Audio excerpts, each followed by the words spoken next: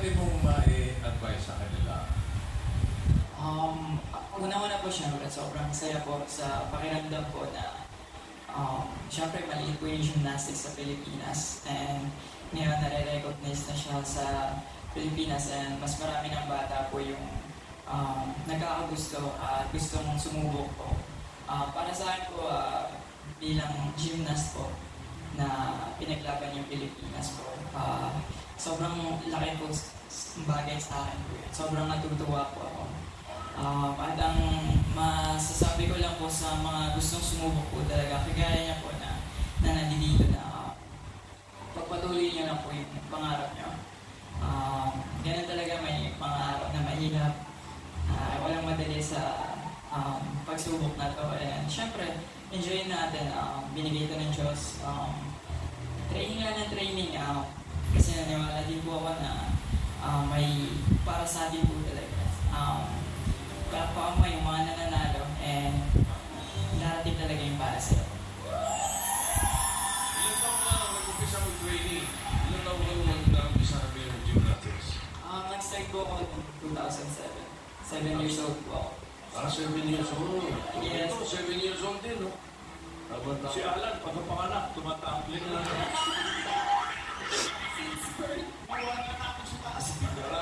Maraming pagsubok ang dinaanan mo, Kaloy, di ba? Pero dahil sa patience, dahil sa pangarap mo, paniwala mo sa pangarap mo na maaabot mo, eto ka na ngayon, 2-time gold medalist sa Olympics. Kaloy, marami ka ng gold medal, di ba? Marami na. Pero eto na yung pinaka, kumbaga, ururo. Yes po. Olympics. Alam mo, actually, tayo po ang pinakakompleto sa mga nag-uwi ng medalya. Last year, si High din. So, high yun. Ito si Low. Low. High and low. Kuha natin. Kompleto tayo. Alam mo, may pagpaswerte ka namang meron ba? Ha? Meron. Ay, meron! Hala. Ay, ano yan? Ay, gusto ko yan. Ano yan? Kasi nasasawa ng kamay. Chalkbox po and... Joke box? Yes po. Pero sarili mo yan. Ilalagay sa kamay. Yes po. Ay, pag lumalabang ka, Yes po. dala mo yung sarili mo. Yes po. Hindi mo ginagamit yung joke box nila. Hindi po. May dala po kasi wala. Nakakatuwa natin gusto niyo yung iba, sa social pa, mga backpack. Tapos super kalyo, ganyan o proper way. Pareho ba yun ang ini-itcha niyo, bro? Ay, hindi po. Iba. Okay, yan. Bibigyan ka ng pagpaswerte ni... Para sa inyo. Why play for? Oo. Bigyan mo naman, oo. Ako, Jessie, ano masasabi mo? Alam ko yung idol ko. Masaya po, naiiyak ako. Hindi, umiyak ka na kanina. Unang labas pa lang, umiyak ka na eh. Okay. Thank you. Kaloy, maraming salamat na kasama ka namin ngayon. Jessie, ha? Talaga mo mabuti, ha? Huwag mong lalagyan ng adobo, ha? Oy, may isang trivia tayo mga kaibigan. Ako rin, nagulat eh. Alam niyo ba na si Kaloy ay sumali sa isang segment ng Eat Bulaga na nung 9 or 10 years old pa naman siya? 90 po. 9 years old? Yes po. 90. Ganito. Anong function yun? EB Babes, no? EB Babes. Kasi 2009. Kakaibang bida. Kakaibang Ibang bida. Naghahanap tayo ng mga batang iba-ibang talent. Ano pa ni Mami yan? Gymnastics, ang pinasok mo, ang pinakita mo. Yes. Pero, Dati po kasi medyo boring din boxing. medyo boring pa. Yes po. Hindi mo masama. Opo. Sino na nag-audition sa'yo? Bago ka lang sa doon. Si Jose, ba naman si Jose na? Kaloy, may tanong lang kami, anong pakiramdam nung itinaas ang Philippine flag sa para sa Olympics? Not just once, ha? But twice. Yes. Sa loob ng isang araw. Less than 24 hours. Anong pakiramdam mo? Yung una po na, nung unang medal ko po, yung unang gold ko talaga, hindi po talaga ako makapaniwala. Kasi, po yung pressure, yung kaba.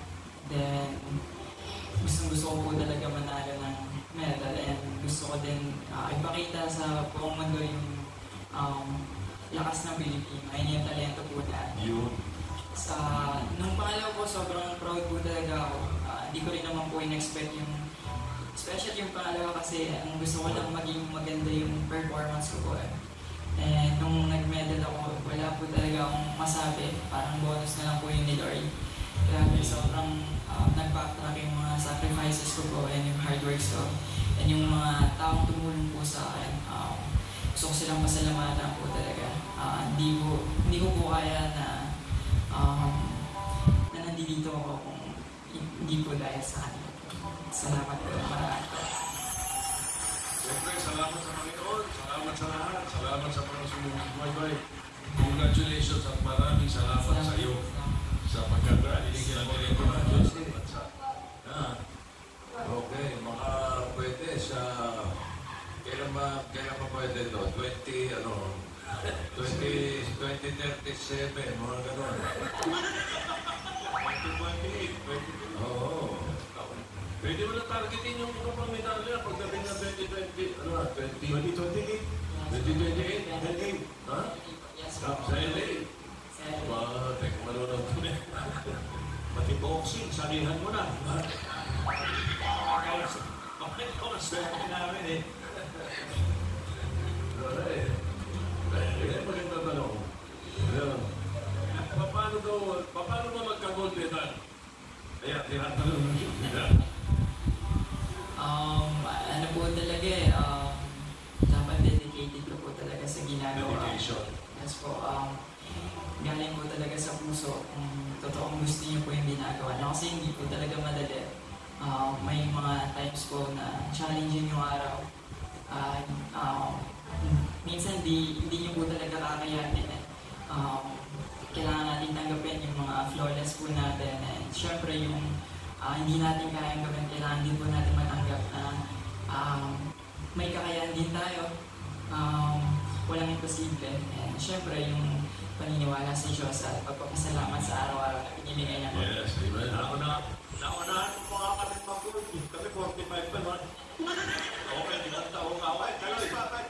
Ito maganda. May mga babati sa'yo, mga batang Pinoy, 2023 at palarong pambansa 2023 and 2024 medalists, mga membro ng Manila Gymnastics Team.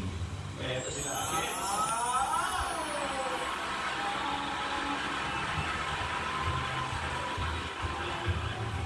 Nakangiti sila lahat.